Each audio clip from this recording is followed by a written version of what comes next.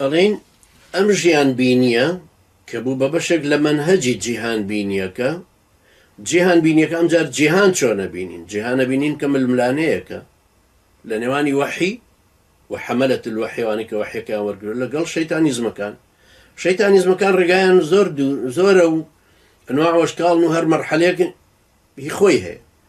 ئەو مەرحەلەی فەلسەفە بوو ئێستا هی زانستە یانەوە سۆشیالیستی بوو کۆمۆنیستی بوو ئێستا لیبرالیزمە یا هەر شتێکی تر پێشتر چی هەبوو ئێستا چی هەبوو ئێستا چی هەیە ئێمە خەتی ئەمبەر وحی خوای پەروەردگار کە بۆ پێغەمبەران هاتووە دید و تەسەوراتێکی دینی خۆمان بەم منهەجەوە ئەم ئومەتە پەروەردەکەن ئەم ئومەتە عەقایدیە لەسەر ئەم منهەجە پەروەردە بوو کەوتە بزاوتی خۆی گۆڕانکاریەکان لە معریفەی ئینسانە گۆڕانکاریەکان لە سلوکیە گۆڕانکاریەکان لە اعتقادات و لە عیبادات و لە هەڵسوکەوت و ڕەفتار خۆی و بەرامبەر خەڵکانێکی تر حدودی خۆی و حدودی خەڵکی تر دابوو نەریتەکان ئەم بزاوتە دوایی کۆمەڵکارەکان هەمویان بزاوتێکی گەورەتر دروست دەکەن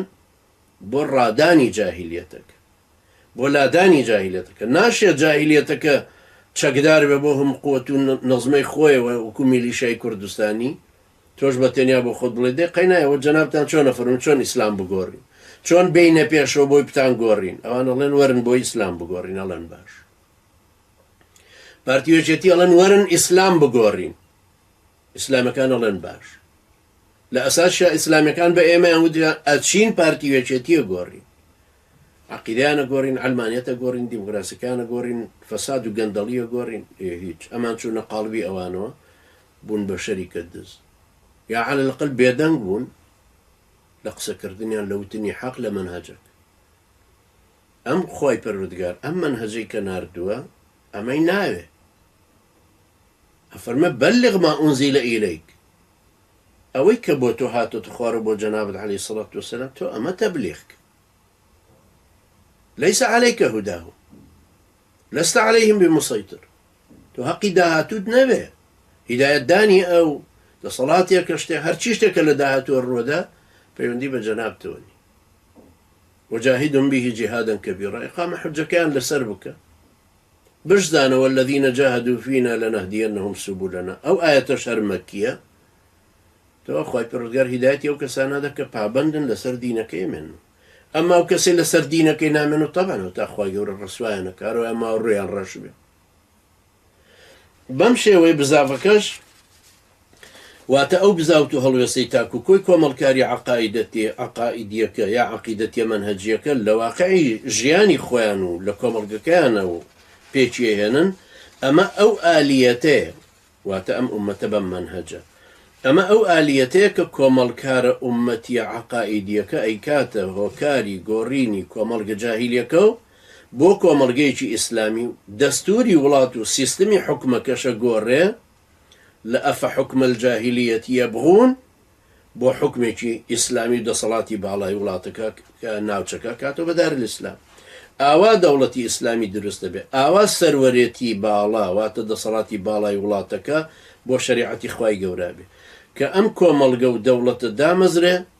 ئیتر هەوڵی ئەوە ئەدا کە خێر و بێری سەرزەمین بۆ بەختیاری و کامرانی دانیشتوانەکەی کە مەرج نییە مسلمان بن بۆ ئەوان تەمینەکە وەختێکم پیاو چاکە قیامەت خوازیانە ئەم دید و تێڕوانی و پاکانە ئەم خواناسب بۆ خوا لێبڕاوانە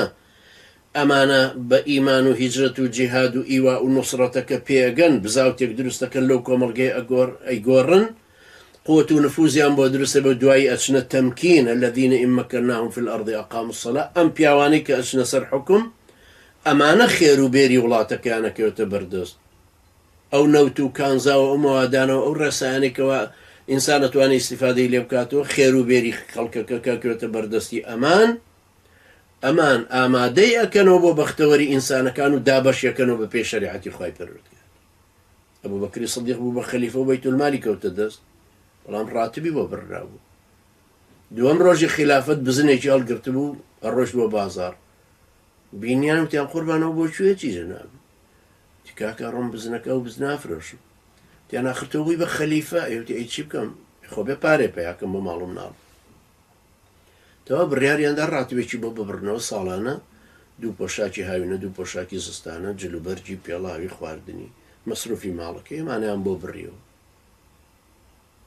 خەلیفە بێ یا هەر کەسێکی کە ئەو کاتە کە ئەم پیا و چاکانە ئەگەنە دەسەڵات و حکم چی دیاریەکرێ؟ ماف و ئەرک و دەسەڵات. ماف و ئەرک و دەسەڵاتی خەلیفە پەرلەمان، بڵین مەجلیسی شورا، وزارەتەکان، تەفویض، وەزارەتی تەنفیز، قازیەکان، ڕئیسی جێش، مخابەرات، ئەو هەموو ئەجیزانی کە هەیە هەمویان تەنفیزەکرێ، هەمووی ماف و ئەرک و دەسەڵاتی خۆی دیاریەکرێ و ناشەڵ ناو فشەڵ و گەندەڵکاری بێ. ئەو کاتە هەمووی محاسبەیەکە محاسبەکرێ لەسەری خەڵک. خۆ لە ئیسلامە پەرلەمانێک دانانە ئەو پەرلەمانە بەتاڵی نیوەی خەوت و پارەکەی وەرەگرێ وەڕوە. لە ئیسلامە ئەو کەسانە وەکو ئیمامی شافعین کابن بە ئەندام پەرلەمان. تەقەن شتی باش نییە لە ئیسلامە ناوتێ پەرلەمان. ئەو پیاوە بەڕێزانی کە ئەبن بە شورایەک بە دەوروبەری ئەم ئەمیرە هەڵبژێراوەیە، ئەم پیاوە بەڕێزەی کە دەسەڵاتدارێتی ئومەتەکەی لە دەستایە، کەسانێکی ئاوا وەکو ئیمامی شافعیە بن بە ڕاوێژکاری. ئەبو حازم کە عالمێکی بەرز بوو، ئیمامی ئەوزاعی، ئەوانە لەگەڵ عومەری کوڕی عەبدولعەزیزا بوو. ئەم خەڵکە چاکە و کاتە کە ئەبن بە شورای ئەو دەسەڵاتە و دەسەڵاتە ناتوانێت دیکتاتۆر دەرچێت. کاتێک ئەو دیکتاتۆر دەرەچێ و خەلیفێ دیکتاتۆر دەرەچێت کە ئەم حاشیانەی ئەمانەی دەوروبەری بوو بنە خزمەتکار و مەسینە هەڵگر و چاو بنوقێنن لە بەرامبەرە هەموو زوڵمەی کە لیانەکە. بۆیە مهمە ئەمە تێبگەین کە ئیسلام ئەمەیە، باوەڕبوون بە وجودی خوای پەروەردگار و وجودی مەخلوق لە ضمنیشە ئەم ئینسان. صفەتەکانیان لە یەک نین، ناویان مشتەرەک بێ، بەڵام صفەتەکانیان جودان هێرەکە صفەتی شیاو بە خۆیەوەیەتی. ئەم خواناسیە مانگەێنێتە خواپەرستی، تەسلیم بە خوای پەروەردگارە بین، ئەبین بە ئەداتی قەدەری خوای گەورە، یەقینمانەوەندە بۆ دروستە بێ لەسەر کردگارەتی و ڕۆزی دەرێتی و ئەنجا ژیاندن و مراندن و هەموو ئەو ئاەتانەی کە خوای پەروەردگار باسی کردوون بە حەقیقەتی مطلق وەرەگرین، بە کاریگەری تەواو لە ژیانمانە وەریەگرین.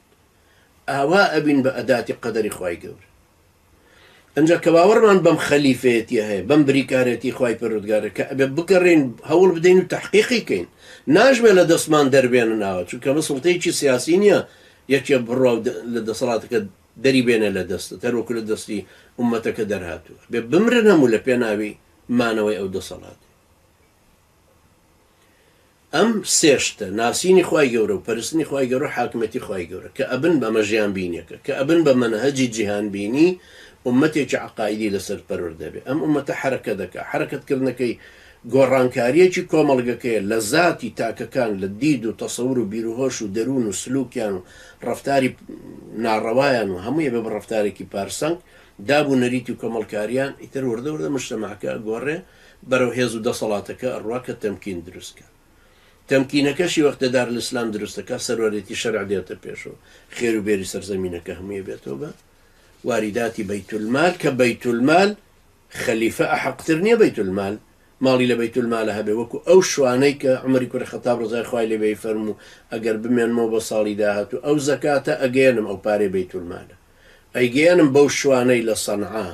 شوانێتیەکە کە ئێستا ئاگای لەوە نییە ئەم بەیتولمالە چۆن کۆبووت. خەڵک ئاوا بەیتولمالەکە ئاوا لە ئومەتی ئیسلامە تەوزیع بووت.